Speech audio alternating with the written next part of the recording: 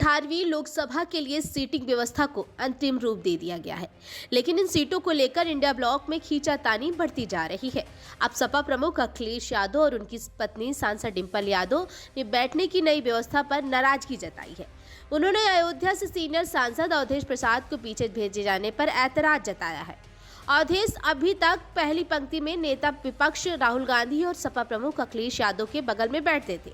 नई सीटिंग व्यवस्था में अवधेश प्रसाद को दूसरी पंक्ति में सीट दी गई है, लेकिन कांग्रेस ने सीटों के बदलाव को लेकर अखिलेश यादव को जानकारी नहीं दी। अखिलेश यादव की नाराजगी इस बात को लेकर है कि सीटिंग व्यवस्था में बदलाव से पहले भरोसे में नहीं लिया गया और न ही पहले से सूचना दी गई। दरअसल इंडिया ब्लॉक में कांग्रेस प्रमुख विपक्षी दल और उससे ही सहयोगी दलों को सीटें आवंटित करनी थी। सूत्रों का कहना है कि सरकार ने समाजवादी पार्टी की अगली पंक्ति में बैठने की संख्या 2 में से घटाकर 1 कर दी है, जिसका मतलब है कि सिर्फ अखिलेश यादव ही आगे बैठेंगे। इस मुद्दे को सरकार के सामने नहीं उठाने से अखिलेश यादव कांग्रेस से नाराज हो गए हैं।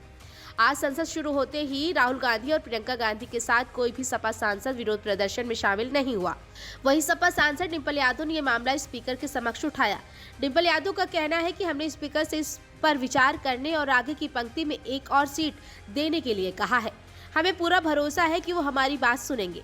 अखिलेश यादव की नाराजगी की खबरों पर डिंपल ने कहा, ऐसी कोई बात नहीं है, स्पीकर ही सीटों को लेकर निर्णय लेते हैं, उनसे बात हो चुकी है। दूसरी ओर दिलचस्प बात यह है कि डीएमके पार्टी के नेता टीआर बालू ने कांग्रेस से अनुरोध किया है कि उन्हें आगे की पंक्ति में राहुल गांधी के बगल में बिठाना चाहिए और कांग्रेस ने इसके लिए बाध्य किया है।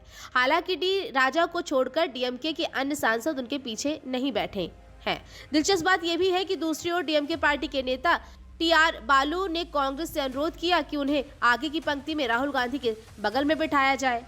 अब देखना ये होगा कि आखिरकार अवधेश प्रसाद को अखिलेश यादव के बगल में बैठने के लिए सीट मिलती है या फिर इसी तरीके से खींचातानी मची रहती है। लगातार अपडेट के लिए बने रहिए स्टूडियो के साथ। चैनल को लाइक करें, सब्सक्राइब करें, शेयर करें और हाँ, बेल आइकन दबाना बिल्कुल न भूलें।